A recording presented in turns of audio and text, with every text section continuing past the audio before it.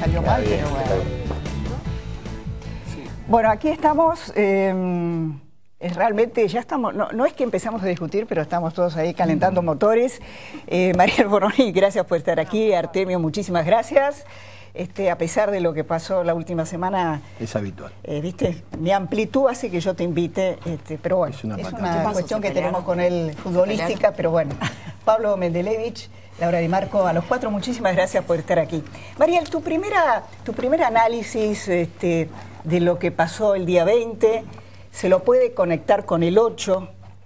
¿Cuál es tu visión? Sí, bueno, a ver, me parece que tiene que ver con esto que venimos planteando desde hace mucho tiempo, que venimos registrando de un cambio de humor social, ¿no? Un cambio de humor social que frente a no encontrar respuestas, empieza a manifestarse. Evidentemente, bueno, fueron dos segmentos distintos, tanto el 13 de septiembre como el 8 de noviembre, es clase media, un movimiento autoconvocado que sale a reclamar por diferentes demandas, y bueno, el 20 de noviembre es otra situación, es un paro, son trabajadores, una parte de la CGT, y evidentemente expresa también otras demandas, algunas similares, y me parece que todo tiene que ver con este descontento y con este cambio de humor social que se venía gestando desde hace mucho tiempo. Nosotros desde el mes de marzo venimos viendo que las expectativas han ido cambiando y que la gente genera y espera, tiene ciertas demandas y espera una respuesta, ¿no? Artemio.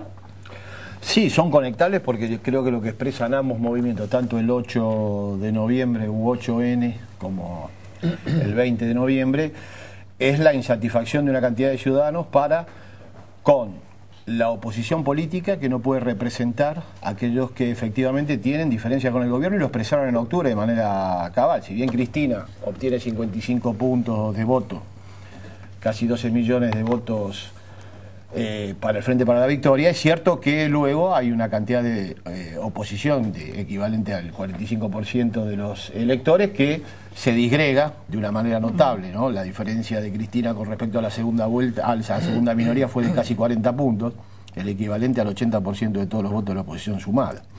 Con lo cual, efectivamente, habiendo esta cantidad de ciudadanos que adversan al gobierno nacional y esta fragmentación opositora, es cierto que el nivel de insatisfacción de la ciudadanía que no acuerda con el Frente para la Victoria es muy grande y expresa este nivel de desacuerdo, tanto en comportamientos como el caceroleo del 8 de noviembre, cuanto con la dirigencia opositora gremial. Moyano sí pertenecía al... Moyano. Esto es un cambio. Es un problema dirigencial. Estamos hablando de lo que expresa en términos electorales el caceroleo y el paro que efectivamente se concretó. Hay muchas agrupaciones que estaban... ¿A vos no te asombra nada esto? No me asombra, porque lo que creo es que hay una cantidad de ciudadanos que adversan política al gobierno, no encuentran en la representación política opositora una modalidad de expresar este descontento, y lo hace a través de formas que a mi juicio luego tienen el problema de que no van a elecciones. Tanto el caceroleo como los paros nacionales tienen un acotado posibilidad de acción como oposición al gobierno, porque luego no se expresan política y electoralmente. Pero lo que sí creo es que no se altera, en términos generales, el sistema de preferencias, y te agrego más. Con la aparición de nuevos liderazgos opositores, el caso de Mauricio Macri, que lo explicitó de cara al 2015, y eventualmente el gobernador de la Sota, que no lo explicita, pero yo creo que está en campaña, estas dos candidaturas vuelven a capturar votos del universo opositor que se expresó en octubre, con lo cual fragmenta todavía más la oposición y en términos relativos la hace más débil con respecto al oficialismo. El tema impuesto a las ganancias, el tema inflación... Sí. Igualmente deben hacer una lectura ustedes, ¿no? O sea, ¿qué hacemos? Hay una respuesta por el tema impuesto a las ganancias por parte del Eso gobierno. estaba en octubre planteado de la misma manera y aparecieron casi 12 millones de votos. ¿Es cierto que hay un problema con la inflación en Argentina? Es probable. ¿Está provocando efectos electorales? No los está provocando, porque efectivamente en octubre había niveles de inflación. Yo escuché a los analistas económicos que planteaban una situación inflacionaria realmente grave, y aparecieron en octubre 12 millones casi de votos que eventualmente registran el problema inflacionario, pero no tiene ese correlato electoral. Mi perspectiva es ¿por qué? Porque a la inflación de precios, desde la unidad de análisis que es el hogar, se la vive con intensidad y dramaticidad cuando no es acompañada por ingresos. Si los ingresos del hogar, de las familias, aumentan de manera simétrica o incluso la superan al aumento de precios, la inflación para el hogar no es problema. Puede ser un problema macroeconómico. Ahí está lo va a explicar. No se pierde poder adquisitivo. Desde el problema micro, de la unidad de análisis del hogar, al no perder poder adquisitivo, uno observa este aumento de precio, se queja de los aumentos de precio, pero no produce el efecto que efectivamente produce la inflación, como lo producía en los 90, que no tenía correlatos de ingreso y entonces el efecto inflacionario tenía otro impacto en términos sociales. Mendelevich. Yo creo que a los Kirchner les gustan mucho los récords. Y me parece que acaban de batir dos récords, pero negativos, contrarios a ellos. Uno fue la marcha, la manifestación más importante de la historia en términos de manifestaciones inorgánicas, sin líderes políticos. Nunca en la historia argentina hubo una manifestación del tamaño de la del 8N. Y el otro, el paro nacional de ayer, que sin duda fue contundente, y que ocurre por primera vez en la era kirchnerista, un paro así de esta eficacia, y además por primera vez en un contexto de peronismo dividido, porque nos olvidamos que los Kirchner, entre las cosas que dividieron el peronismo. Nunca el peronismo estuvo partido en dos. El famoso tema, hay cosas que por ahí con el relato nos olvidamos. El famoso tema del voto no positivo de Cobos se debió al peronismo dividido. Es decir, el empate que se produce en el Senado, que nunca se había producido un empate así en algo importante. ¿Por qué tiene que desempatar el vicepresidente? Porque Kirchner había dividido el Senado. Había senadores peronistas de un lado y del otro, y eso fue lo que produjo el empate. Pero como nos acostumbramos a ese tipo de cosas, y creo que el parecido, el punto común entre el 8N y lo de ayer, es que el kirchnerismo perdió la calle. Era el dueño de la calle en términos políticos y además en su estrategia, en su forma de acción política, la calle era fundamental para el kirchnerismo. Y ahora, a partir de ahora, ya no es más el único dueño, no tiene el monopolio de la calle. Por lo tanto, el 7D, también me pregunto si el kirchnerismo se va a atrever a sacar gente a la calle ese mismo día, sabiendo del cambio que hubo en la sociedad y que del otro lado también pueden salir ahora a la Laura. calle. Sí, a ver, yo conecto las dos cosas, el 8N y el paro. Creo que hay, lo que hay es un escenario de protesta y de cuestionamiento a ciertas decisiones de la presidenta y un escenario distinto. Yo discrepo, recién Artemio decía que es un poco el discurso del kirchnerismo, bueno, están fragmentados, no tienen representantes y entonces esto no tiene consecuencias. Es el resultado de las elecciones, no el discurso del kirchnerismo. Yo lo que creo es que sí tiene consecuencias. De hecho, la presidenta ya dio marcha atrás con la reelección.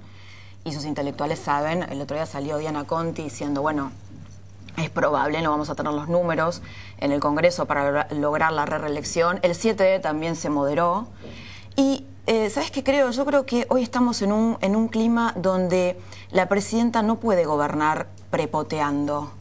Nadie puede hacer lo que quiere. Yo creo que es un cambio de época, ¿no? Así como los periodistas tenemos que dar, que creo que también es una cancha que marcó el kirchnerismo, explicaciones de lo que hacemos, ¿no?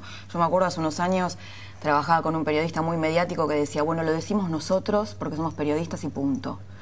Y hoy nosotros tenemos que mostrar nuestros datos, de dónde los sacamos, el periodismo trabaja de determinada manera, porque no basta decirle a la gente, nosotros somos periodistas y está bien lo que decimos.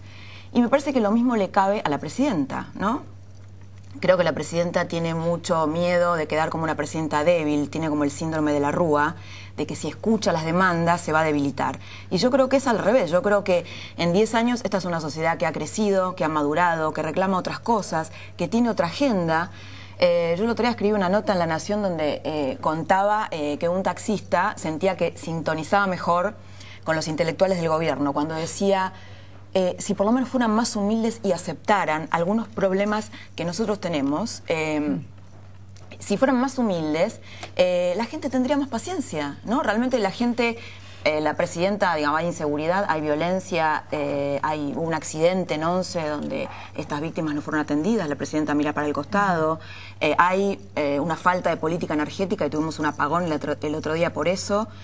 Y esto tiene que ver, es producto de la imprevisibilidad con la que se gobierna, ahora, ¿no? ¿El paro tiene que ver la gente tiene demandas más sofisticadas, ¿no? Este paro tiene también tuvo una carga política muy importante.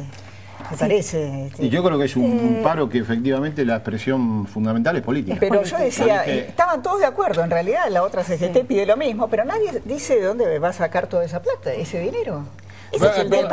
¿Hubo algún paro nacional que no sea político? Claro. En términos de alternativa opositora, los de Ubaldini que... Bueno, eso es otro tema. Las condiciones socioeconómicas por las que atravesaba Argentina durante la época de Alfonsín, no lo vamos a discutir, me parece que está fuera del lugar. No tiene demasiado que ver con las condiciones económicas que transita la Argentina hoy, después de venir del infierno del 54%, que fue la salida del neoliberalismo en Argentina, que comenzó con el Plan Austral y se desplegó. Después de Grispun, al cual hay que hacerle un homenaje, el desarrollo posterior del gobierno alfonsinista fue el prolegómeno de la década de los 90. De todas maneras, ¿desde cuándo el sindicalismo peronista es aséptico políticamente? No, aséptico políticamente no. Lo que el sindicalismo peronista es una articulación dentro de un espacio con un liderazgo que no es parte del sindicalismo, que es un liderazgo político. El caso de Perón, el caso de Néstor Kirchner, el caso hoy de Cristina Kirchner. Eso claramente tiene una articulación política. Lo que no es el sindicalismo es él mismo una herramienta política. No es un partido político, por lo menos en la concepción del peronismo. Bueno, pero está articulando esta vez demandas, ocuparon un lugar que efectivamente desplaza la conducción política y ejerce un liderazgo que en la historia del peronismo le es impropio. Nada que eso.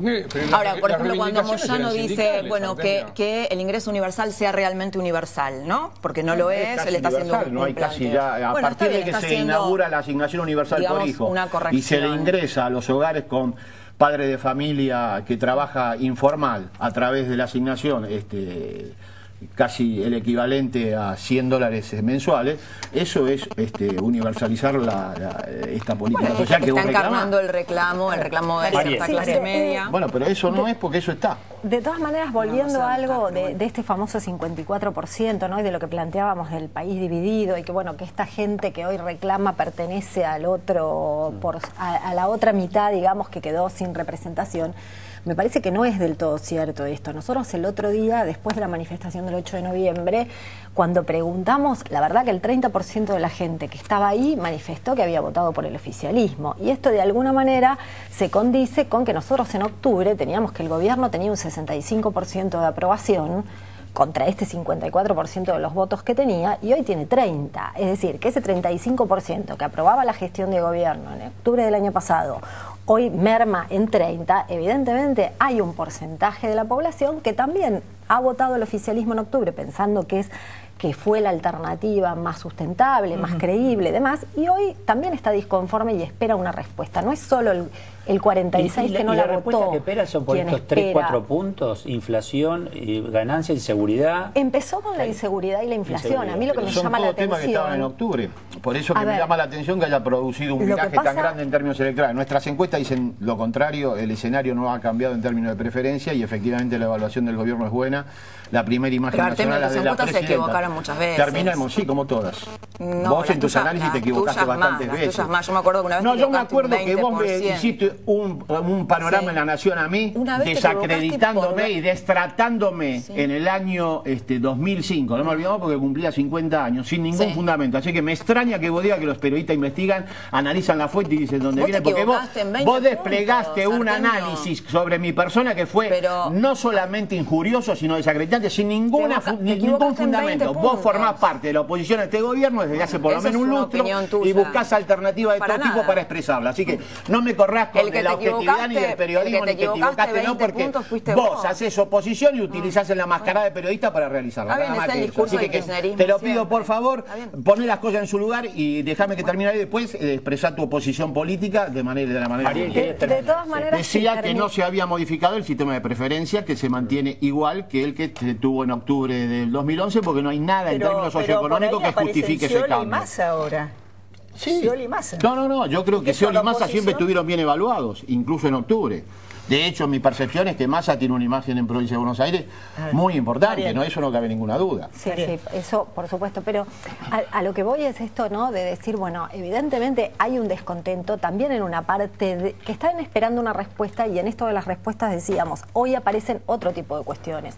No es solo la inseguridad y la inflación, sino que, por ejemplo, nosotros hoy tenemos un 80% de la gente que dice que no quiere la reelección, y la preocupación de la gente por la corrupción crece a 40 puntos cuando el año pasado esto prácticamente, y tiene que ver con todo un cambio, ¿no? Me parece en la sociedad que hoy es más, son demandas más sofisticadas, que tiene otro tipo de necesidades, y me parece que hoy la verdad que el único que puede capitalizar este descontento hoy en el corto plazo es el gobierno, porque el oficialismo puede, la oposición me parece que puede generar a mediano plazo la conformación de una alternativa que la gente pueda sentir sustentable y demás, pero en el corto plazo el único que tiene la posibilidad de escuchar a la gente y de ejercer algún tipo de cambio es el gobierno, ¿no? Ahora, acá también se está jugando la interna peronista, no como en los 70, afortunadamente, pero por ejemplo, cuando hoy sale Aníbal Fernández a comparar Moyano con Bandor, produjo una explosión en el seno de la otra CGT, que tuvieron que salir a defender a Bandor y de alguna manera indirectamente a Moyano. No fue muy feliz la comparación, porque como le dijo Moyano después a Aníbal, a Bandor terminó asesinado. Pero además, la situación era completamente otra. Bandor estaba intentando un peronismo sin Perón. Perón estaba exiliado en España ya desde hacía muchos años y era el líder único del peronismo. Y Bandor era una especie de oveja descarriada frente a una Onganía al que Perón primero vio con simpatía. De hecho, justificó el golpe contra Ilia Perón en declaraciones que le hace a Tomás Eloy Martínez para Primera Plana. Pero Bandor se pasa de rosca y empieza a tratar de negociar mucho con el régimen. Nada que ver con Cuando en el 69 lo matan, lo asesinan a Bandor, Perón queda en una posición muy incómoda porque lo había estado persiguiendo políticamente por todos los medios. Entonces algunos hasta decían que Perón lo había mandado a matar a Bandor. En realidad no fue así, pero la situación no tiene nada que ver con Moyano, porque Moyano es una... Primero, Moyano, yo creo que la parte que nos olvidamos de Moyano es su calidad de dirigente. Será bueno, será malo, no sé. Utiliza métodos no muy republicanos, pero lo que no puedes dudar es que es uno de los dirigentes más astutos de la Argentina. Por algo, cuando estaba en el gobierno, era el sostén del gobierno, y ahora que está del otro lado, es una de las figuras más importantes del país. Es una cosa increíble. Eso se debe a su calidad dirigencial. Pero de ninguna manera él es un cristinista descarriado. Es absurdo plantear un paralelismo, porque Cristina no tiene el monopolio del peronismo, tiene una parte nomás. Entonces, que Moyano se le vaya, me parece que lo que nos está indicando es otra cosa. Moyano es el primero importante que se va. Yo creo que si empieza un declive del kirchnerismo, del cristinismo, vas a ver muchos Moyanos. Vas a ver muchos que sin ningún pudor se pasan de un lado al otro. ¿Coincidís con esto? No, a ver, no. Lo que pasa es que me quedé pensando un poco también tratando de sacar la protesta del escenario exclusivamente argentino, ¿no?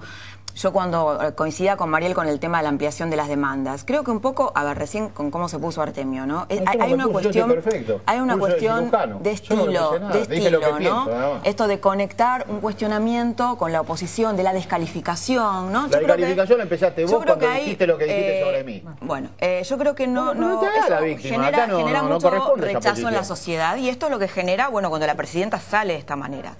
Yo lo que creo es que, bueno, sacándolo del escenario estrictamente argentino, si vos te vas a Chile, Piñera afrontó una movilización estudiantil grande en donde todavía no recuperó su popularidad. Evo Morales en Bolivia, con el 67% ganó Evo, y tuvo que dar marcha atrás un decreto por una cosa que la gente interpretó que era un tarifazo. Y fue una explosión popular, fue un piquetazo popular. Con un 67%, Evo dio marcha atrás en un decreto. Digo, esto no pasa en la Argentina, pasa en el mundo. Es una sociedad que reclama cosas y que exige rectificaciones que deben ser escuchadas. Yo tengo una pequeña divergencia sobre esto. A mí me parece que la idea de la sociedad buena y Cristina mala es frustrante, porque el día que no esté Cristina vamos a ver que las cosas siguen funcionando mal y no vamos a tener a quién decir que es causante. Creo que la sociedad argentina es tremendamente exitista y además pasa de la euforia a la depresión y viceversa con notable apuro. como pasó en el 82, lo del 82 fue grosero, ¿no? Del exitismo del 2 de abril a la derrota de junio, Galtieri pasó de ser Gardel a la última escoria. Y la gente saltaba en un lado y en otro. Creo que a eso le teme Cristina, a esos cambios fuertes de la sociedad. Y creo que algo de eso está pasando. Me parece que más allá de lo que dice Mariel, de que la inflación, que esto, que lo que registran en las encuestas, en el fondo hay un hartazgo de la forma de gobernar, de la manera de Cristina de hacer cinismo, descalificación permanente. El cinismo de la reelección es una cosa increíble. Hoy acaba debido de plantear ese escenario nuevamente, por eso que la dieron por muerta, lo de la reelección. Sí. ¿Hoy debido? Sí, por eso no veo por qué ustedes descartan eso. Kunkel dijo hace 2 días que ya está, que ellos... No, ¿sabes lo que dijo Kunkel? Ese es el cinismo. Dijo que el kirchnerismo nunca había planteado la reelección. No, Entonces, bueno, pero hoy los gobernadores que hablaron, la gobernadores, intendentes. Digo, es un escenario que yo no digo ni que está abierto ni que cerrado, pero no lo descartaría. Como alternativa se verá. Bueno, o sea, sería bastante... las elecciones Si la Constitución te lo prohíbe, ¿qué es lo que se ve? Pero además sería la Constitución no prohíbe los su números reforma, Pablo. La Constitución habilita su propia reforma. No es inconstitucional habilitar por los medios legales, reuniendo las mayorías que se requieren. Pero vos te agarrás a los números, una vez y la otra no. O los números, mandan los números parlamentarios. Si la mayoría acaba de firmar ¿se reformó la Constitución en los 90? ¿Fue ilegal la reforma constitucional? Pero es otro contexto. ¿Y entonces? No, ¿sabés por qué fue ilegal? Si se logran los números, efectivamente se puede reformar. Yo no estoy diciendo que se vaya a reformar, digo que se puede, que no es anticonstitucional. ¿Querés una ilegal?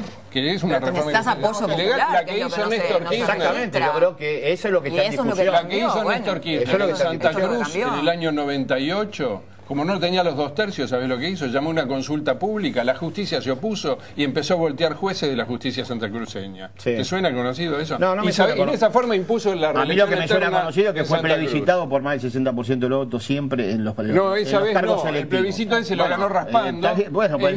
Impuso la reelección eterna. Pero Pablo... Estamos hablando de la reelección de la Constitución Nacional y yo te dije, no es ilegal porque el mismo texto constitucional habilita su propia reforma. Si no tenés los 2/3... Bueno, es que yo te dije que era un problema de número. ¿Y si no los tenés? Mi percepción, hay que esperar las elecciones. En el 2013 se renueva diputado 2009 y la elección de 2007 en senadores. La presidenta veremos bajó los números. 20 puntos en números confiables. 20 puntos en 10 meses. 20 puntos de popularidad. Pero ¿cómo vas a decir esa barbaridad sin ninguna nada que lo justifique? No vas a correr con una encuesta diciendo que hay una encuesta que dice que yo 20 puntos. En la mía subió 30. Las encuestas a ver qué fácil lo arreglo. Que te lo diga Mariel. Pero por favor. ¿Cuál es tu dato? Y cerramos acá ya. Nosotros tenemos que, la aprobación de gestión pasó de 65 en octubre a 30. La aprobación. La nuestra se mantiene en 60. Son dos realidades totalmente Exactamente, maravillosas. pero por eso que vamos a las elecciones y se dirimirá. Vos sabés que en la calle me encuentro con más gente que le contesta a Mariel que la que te contesta. Pero porque vos te movés en un círculo muy reducido. A los cuatro, te movés con la gente, yo me muevo con los sectores populares. Ya volvemos con Federico Sturzenegger.